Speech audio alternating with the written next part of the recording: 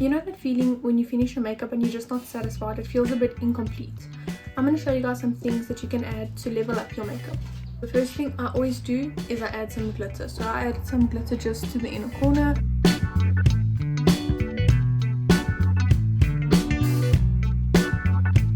So if you're still not satisfied, my go-to is to add more glitter. So we're going to add some more glitter just to the inner corner. Okay, so now we got this far and we are still not satisfied. So the next thing I would do is to add some color. So I'm just going to add some of this to my waterline and just a little bit above the crease.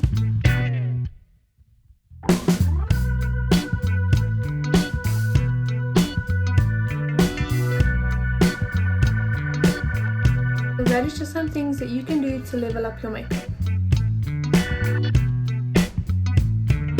So the best way to level up your makeup is just have fun with it, experiment. Makeup is meant to be fun and experimental and different. So just do what feels right. And if you made it this far, thank you for watching.